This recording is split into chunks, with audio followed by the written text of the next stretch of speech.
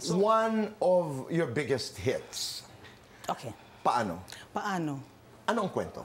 Originally, the Paano was recorded by Miss Pilita Corrales. And sinulat ni Doming Amarillo, lyrics by George Canseco. Pero ito yung Paano ang naging pinaka parang, kung that time, jukebox hit. Right. Ito yung pinaka jukebox hit ko, yung Paano. Bawat kwento ko naman ganyan, nandun ka eh. Ang ang hirap ka mag-interview eh.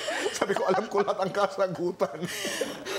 Pero ito'y, okay, mga wagi at mga sawi sa kwento ng pag-ibig. Ano yung pinaka mahalagang leksyon na natutunan mo pagdating sa pag-ibig? Mahalagang leksyon. Kasi ayoko rin sabihin kasi yung huwag mo ibigay lahat, magtira ka na sa sarili mo. Laging sinasabi sa akin kasi magtira ka naman para sa sarili mo. Lagi kang todo bigay. But ano ang kwenta ng love kung hindi mo rin naman ibibigay ang lahat? So, kung ano man yung mga kasawi ang nangyayari, kung ano man, wala akong sinisisi eh. Wala rin akong pinagsisisihan. Nangyari ang mga nangyari. And para sa akin, ituloy mo ang buhay. Bumangon ka, parang, okay, bumagsak, bumangon. Bangon, tuloy ang buhay. Just move on. I totally get you. Kasi yung Paano as a song, yun eh. It's after the breakup. Trying to move on, Yeah. di ba?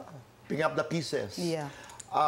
Pero tuloy ang laban. Tuloy ang laban. At yan ang kwento kasi ng buhay mo eh. Ulit-ulit. Paulit-ulit. Pero hindi ka nanatiling nakadapa. Hindi. Yeah. Lumaban ka eh. Yeah, laging laban. Sa buhay. Laging lumaban. Lalo na kapag meron kang mga anak na kailangan mong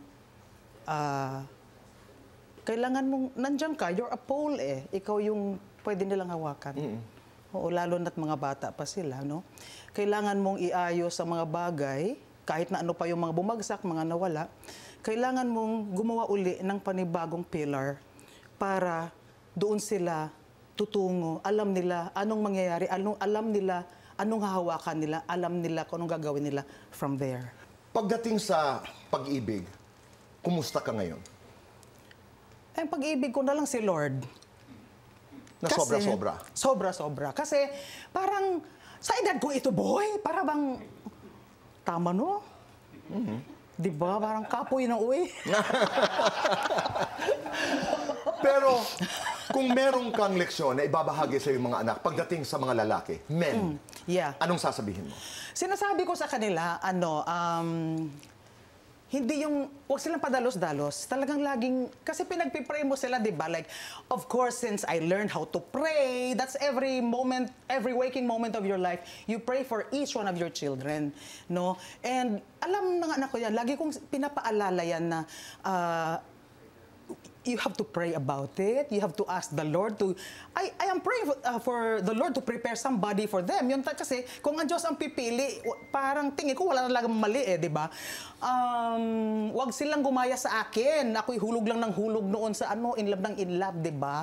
Tapos ako lugi, di ba? Kung nik-anik ang mga kinukuha sa akin. So, malalapad daw ako sa bakla. Sabi nila kasi, I wanna give. Ganun daw ako. Wala eh. Yun na nga yun eh. Talagang nagmahal ka. Kung nasa sitwasyon na, kung kailangan mo maging ikaw na rin man of the house, ginagawa mo. So, nangyari yun. Wag na sanang wag na...